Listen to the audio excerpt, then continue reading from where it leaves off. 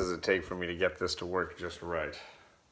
A few different ways. This is the problem for me. I generally learn how to do things one way, and, and and then if I ever have to learn to do it a different way, it tends to be a bit of a challenge.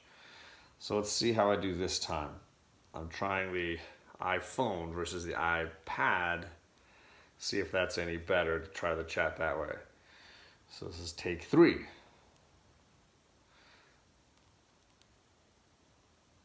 Technology.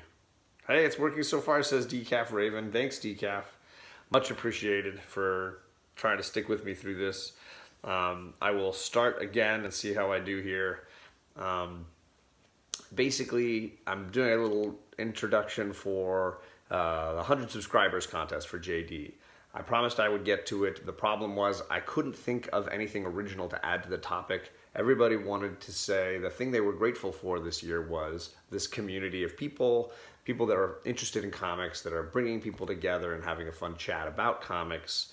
All of that seemed much, much more truthful for everybody. The problem is then, I don't know what I add to that discussion for JD. So I decided that after watching this morning, I finally finished the last section of The Hunt, which is Tony Sanders, Jeffrey Comic-Con, and JD all together discussing comics. And one of the things that they discussed was the joy of comics. And that really kind of opened my mind a little bit to what I could add to JD's subscriber contest. And I guess the thing that I'm most grateful for is my family and the way they kind of have embraced or allowed me to continue to embrace comic books. That has meant my daughters and the awesome ways in which they are interested in comics too, and want to talk about comics, or have an evening nerd time with me, or it can be my wife, who for my birthday this year got me 3 of the all-time Grail comics I've ever wanted, and it just really reminded me how lucky I am, the home situation that I've got, and how lucky I've been this year to get the comics that I've gotten. It's just been unbelievable. And certainly this community is just so fantastic, and I really do appreciate this sort of interaction that we all get. And that would be my number one answer. But having heard that from everybody, I just felt like it really brought it home to me that this home that I've got with my family here, and the collecting and the way that my family is interacting with my collecting, it all just has sort of solidified this hobby for me into something that is not just me and my comics, but it's me and my kids, and this whole interaction that we've got. The conversations in my car on the way to school, all that stuff with my girls, it's just, it built out of this great year we've had collecting. I wanted to discuss real quickly, a buddy of mine is selling his collection. He has only like maybe one long box. He was a comic hustler.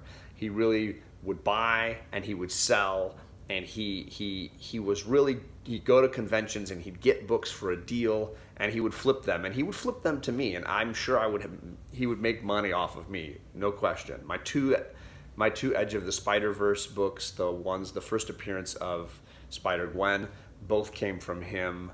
My first Miss Marvel, it came from him. He's just a really awesome guy, and he's selling his personal collection. It's an amazing collection, and I would basically have to give him, I don't know, a fifth of my yearly salary probably to buy it. And so a few of you I have sent you photos of what this guy is selling. Specifically, a lot of like gold and silver age DC books.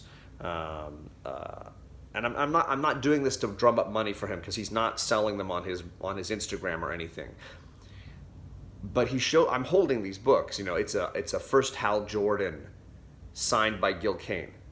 It's a first Silver Age Captain America, Avengers 4, signed by Stan Lee. It's a lot of really amazing books. He has 2 copies of the first Poison Ivy, and I'm holding them, and he gives me this number, this price tag. And I had just told myself, you know what, I've bought a lot of comics this year. I should take a break from buying comics. And then he drops this hammer on me. And I went home and I talked about it with my wife because it was enough money that, I'm not just going to do this independently. And I spoke to her,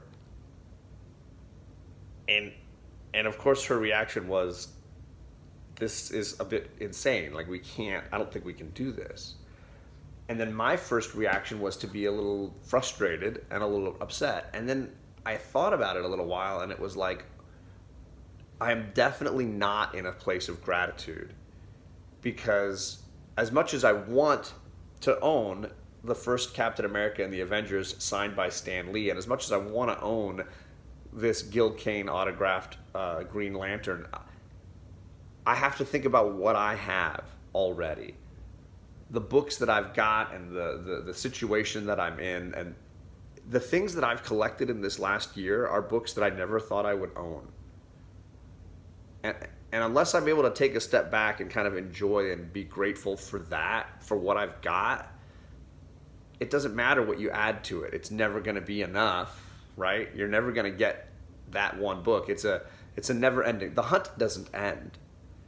And if I miss out on this set of books now, it doesn't mean I'll never see them later on. I think Comic Tom mentioned something about, he's like, a Hulk 181, if you want it, it's always out there. It might cost you a lot more than you want to pay, but Hulk 181 is always out there. These are books that we would be so grateful and lucky to own, but it's always out there, and a missed opportunity now, it doesn't mean that you'll never get that book. And so the discussion with my wife and listening to The Hunt with Tony Sanders and JD and Jeffrey Comic-Con, it really made me think what I'm grateful for is what I've got. And I've got so much. I think we all have so much, not just books, but of course, as you can see on all these amazing YouTube channels, we all have amazing books.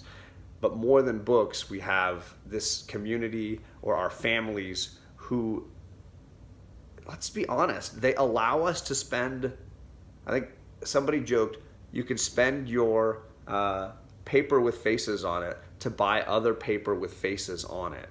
We're doing something that makes no sense. We're buying old paper and ascribing a huge value to this old paper. And it's amazing that we have families that are like, yeah, spend your money that you worked hard for, and we're not going to do X, Y, or Z for our home or whatever, but you can spend that money on this Hulk book or this Green Lantern book. And I think there's something to be said for that.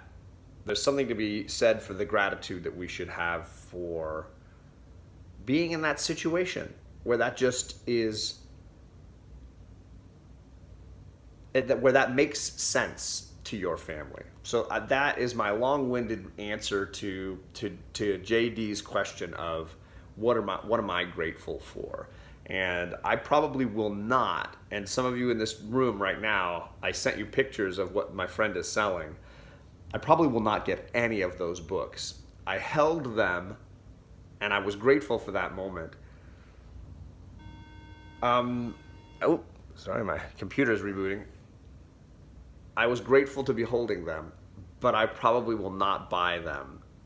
And that's okay. I'm grateful for what I've got, and that was the main topic here.